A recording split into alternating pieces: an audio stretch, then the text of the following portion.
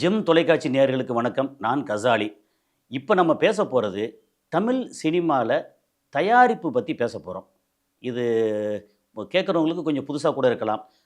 என்ன ஒரு விஷயம்னா, நமக்கு பொதுவாக பெரும்பாலும் வெளியே உள்ள மக்களுக்கு சினிமா அப்படின்னா ஒரு விஜய் படம், அஜித் படம், ரஜினி படம், கமல், சிவகார்த்திகேயன், சூர்யா, விக்ரம், அது போக வந்து விஷால் படமாக இருக்கட்டும், தனுஷ் படம், சிம்பு, இந்த மாதிரி ஒரு 12 13 பேர் இவங்கள தான் தெரியும். அது இல்லாமல் அவங்க படம் அதிகபட்சம் போனால் வருஷத்துக்கு ஒரு 30 35 படம் வந்து சேருது. அது இல்லாமல் அடுத்த கட்டத்தில் அதுக்கப்புறம் புதுசாக வர்றவங்க அவங்க தான் நிறையா படம் பண்ணுறாங்க. அந்த படங்கள் நிறையா படங்கள் வெளியே தெரியாமலே போயிடுது.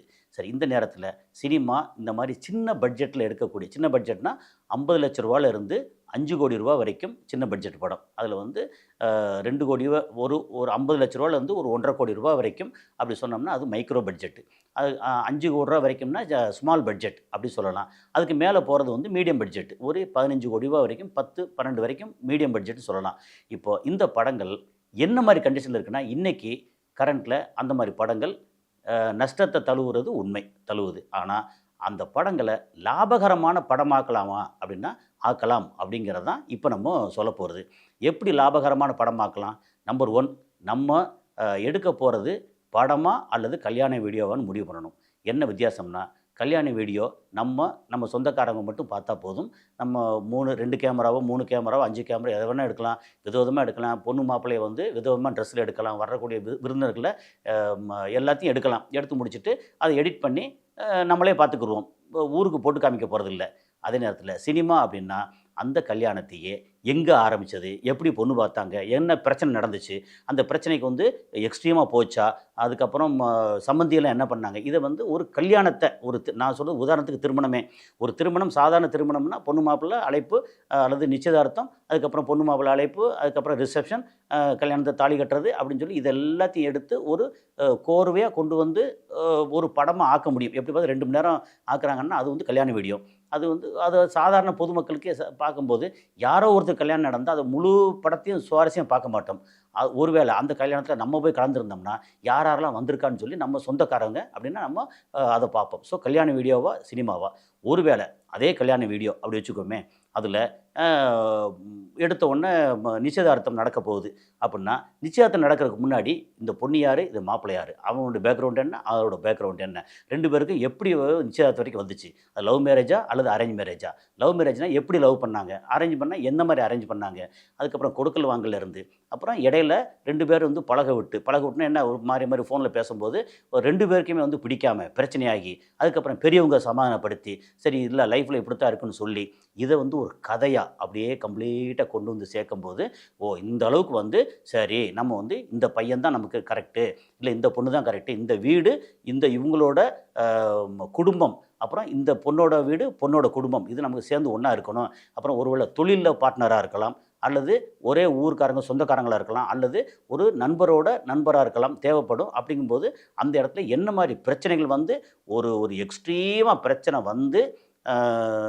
நிச்சயதார்த்தம் நடக்க போதா, கரெக்டாக நிச்சயதார்த்தம் அன்னைக்கு இல்லை இது வந்து பிரேக் ஆகுது, நிச்சயதார்த்தம் கிடையாது அப்படின்னு சொல்லி முடிச்சு, அல்லது நிச்சயதார்த்தம் நல்லா நடந்ததுக்கப்புறம் மாறி அங்கே உள்ளுக்குள்ளே வந்து கோல்முட்டி ஊருக்கு எப்படியுமே எல்லா குடும்பத்துலேயும் ஆட்கள் இருப்பாங்க.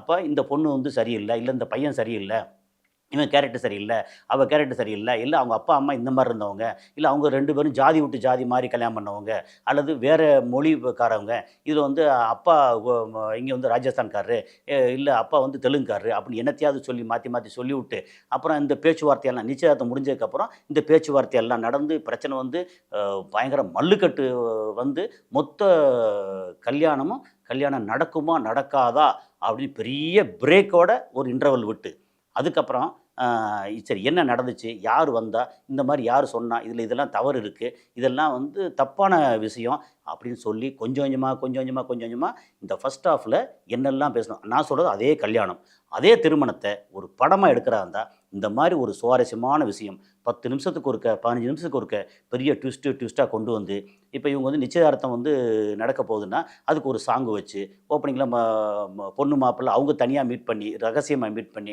அங்கே ஒரு சாங்கு வச்சு அப்புறம் இந்த மாதிரி எல்லாம் பண்ணி முடிச்சு இப்போ இன்டர்வலில் ஒரு பெரிய பிரேக்கோட இந்த கல்யாணம் நடக்காது அப்படின்னு கொண்டு வந்து செகண்ட் ஹாஃபில் இந்த கல்யாணம் நடக்காமல் இருந்தால் என்னென்னலாம் நடக்கும்னு சொல்லி அதுக்கெல்லாம் பெரியவங்கெல்லாம் பேசி இல்லை இவங்களும் பேசி அப்புறம் ஃப்ரெண்ட்ஸ் இவங்களை கூப்பிட்டு பேசி கடைசியில் எக்ஸ்ட்ரீமாக வந்து இல்லை இந்த கல்யாணம் வேண்டவே வேண்டாம் அப்படின்னு போலீஸ் ஸ்டேஷன் போய் எங்கே போய் எல்லா இடத்துக்கும் போய் கடைசியில் இல்லை இந்த கல்யாணம் நடக்கணும்னு ஒரு சின்ன பாயிண்ட் அது முக்கியமான பாயிண்ட் அது எப்படின்னா ஒரு பிளாட் சொல்லுவோம் ஒரு முக்கியமான ஒரு பிளாட் வந்து அங்கே முதலேருந்து சொல்லிகிட்டே வந்து கடைசியில் நச்சுன்னு முடித்து இல்லை இந்த கல்யாணம் நடக்கணும் அப்படின்னு எல்லாரும் சேர்ந்து சமாதானமாகி கல்யாணம் நடக்குது அப்படின்னு முடியும் போது அது ஒரு சுவாரஸ்யமான குடும்ப கதையாக மாறும். அப்போ நம்ம வெறுமனே கல்யாண வீடியோ எடுக்கிறோமா அல்லது இதை படமாக எடுக்கிறோமா? நம்ம படமாக எடுக்கும்போது அந்த கதை நான் சொன்னது வந்து சும்மா ஒரு உதாரணத்துக்கு சொல்கிறேன். இதில் பல விஷயங்கள் நடக்கலாம். ஏன்னா தென் மாவட்டத்தில் அங்கே இருக்கிற வாழ்வியல் அல்லது கொங்கு பெல்ட்டில் போனால் அங்கே இருக்கிற வாழ்வியல் அல்லது டெல்டா பெல்ட்டுக்கு போனால் தஞ்சாவூர் பக்கம் போனால் அங்கே இருக்கிற வாழ்வியல் இது சம்மந்தப்பட்டு ஒரே ஒரு கல்யாணம் ஒரு திருமணம் அந்த திருமணத்தை வச்சு ஒரு முழு கதையும் பண்ண முடியும். அப்போ சுவாரஸ்யப்படுத்துறது மட்டும்தான் நமக்கு இது முக்கியமான வேலை. அப்போது ஒரு 60 சீன் எடுத்தாச்சுன்னா 60 சீனில் ஃபஸ்ட் ஹாஃப் ஒரு 30 சீனு செகண்ட் ஹாஃப் ஒரு 30 சீன் மேபி 32 இருக்கலாம் 35 இருக்கலாம் 28 இருக்கலாம் அதெல்லாம் பிரச்சனை இல்லை. இந்த சீன் இதில் என்னென்ன மாதிரி நம்ம சொல்ல போகிறோம் இவங்க யாருங்கிறத சுவாரஸ்யப்படுத்த போகிறோம். நமக்கு வந்து அறிமுகமான முகங்களே தேவையில்லை. அதாவது சம்பந்தமே இல்லாத ஒரு 3ஆம் மனுஷ வீட்டோட கல்யாண வீடியோவை பார்க்கும்போது நமக்கு சுவாரஸ்யம் பெருசாக ஏற்படாது. ஆனால் அதே 3ஆம் மனுஷ வீட்டோட கல்யாணத்தில் நடந்த ரசாபாசங்கள் பிரச்சனைகள் அப்புறம் சமாதானங்கள் அப்புறம் சென்டிமெண்ட்ஸு எமோஷன்ஸு அதில் நடந்த சில காமெடிகள் அப்படின்னு எல்லாத்தையும் நம்ம வந்து பேசும்போது ஒரு முழு நல்ல படமாக இருக்கும். அப்போ இந்த மாதிரி ஒரு நல்ல கதையை கொண்டு வந்து எடுத்தோம்னா நமக்கு பெரிய செலவே கிடையாது. ஒரு 70-80 லட்ச ரூபா 1 கோடி ரூபாயில் அருமையான படம் பண்ண முடியும்.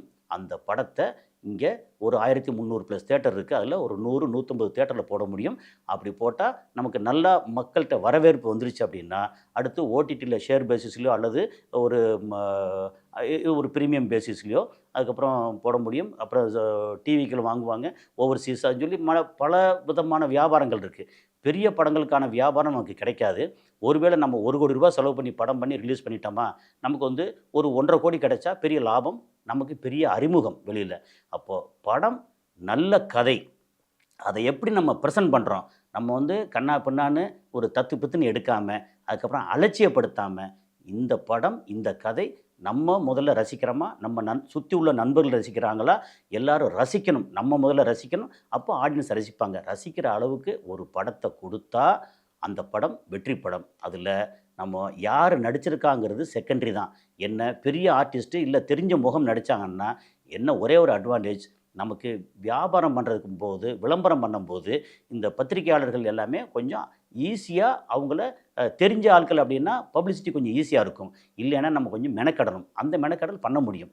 பண்ணிட்டா நல்ல படம் நல்ல கதை அப்படி வரும்போது இந்த இந்த படங்களை வந்து எல்லா படத்தையும் வெற்றி படமாக எடுக்க முடியும். ஏன்னா நம்ம தமிழ்நாட்டில் கிட்டத்தட்ட 8 கோடி பேர் இருக்காங்கன்னா ரெகுலராக படம் பார்க்குற மக்கள் பல வழியில் நீங்கள் வந்து தியேட்டரில் பார்க்குறதா இருக்கட்டும் ஓடிடியில் பார்க்குறதா இருக்கட்டும் இல்லை சேட்டலைட்டு டிவியில் பார்க்குறதா இருக்கட்டும் அல்லது இன்ஸ்டாகிராமில் வர்ற இதாக இருக்கட்டும் அல்லது நமக்கு வந்து டெலிகிராமில் பைரசியில் பார்க்குறதா இருக்கட்டும் அப்புறம் தமிழ் ராக்கர்ஸ்லேருந்து தமிழ்கன்லேருந்து எல்லாத்துலேயும் வந்து பைரசியில் பார்க்கக்கூடிய மக்கள் எடுத்தாச்சுன்னா கிட்டத்தட்ட 2 கோடி பேர்.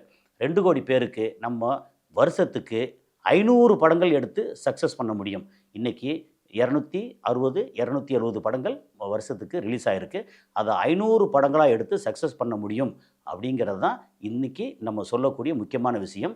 இதில் இந்த காணொளியை இதை பார்க்குற மக்கள் கையில் பணம் இருக்கா அதை என்ன செய்யலாம் அப்படி கண்ணை மூடிக்கிட்டு யாரையோ நம்பி பணத்தை போடக்கூடாது.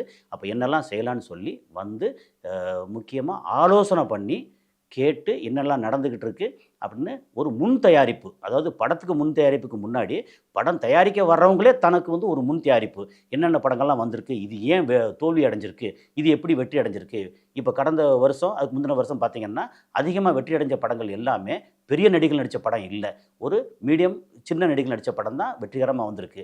அப்போ இது எல்லாத்தையும் கேட்டு தெரிஞ்சுக்கிட்டு என்ன பண்ணலான்னு ஆலோசனை பண்ணி அல்லது ஆலோசனைக்கு இங்கே இருக்கிற எக்ஸ்பர்ட்ஸ் இருந்து ஆலோசனை கேட்டு நல்ல படமாக எடுக்க முடியும். ஸோ சினிமா எப்போவுமே நல்ல விஷயம். அதே நேரத்தில் நம்ம கொஞ்சம் அலட்சியமாக விட்டோம்னா நம்மளை அதுவே புதகுழியில் தள்ளிடும். அப்போ சினிமா எப்படி ஒரு கூர்மையான கத்தி, அதை நம்ம சமையலறைக்கு இல்லை ஆப்ரேஷன் பண்ணுறதுக்கு இது யூஸ் பண்ண போகிறோமா, அல்லது நம்மளை கழுத்தை அறுக்கிறதுக்கு யூஸ் பண்ண போகிறோமா அப்படிங்கிறது தான் ரொம்ப முக்கியமான விஷயம். ஸோ சினிமா நல்ல சினிமாவாக எடுத்து லாபகரமாக பண்ண முடியும் அப்படிங்கிறது தான் இன்றைக்கி சினிமா பகுதியில் நான் சொல்ல வந்த விஷயம். அடுத்த ஒரு காணொளியில் அடுத்த ஒரு விஷயத்தோடு சந்திப்போம். நன்றி.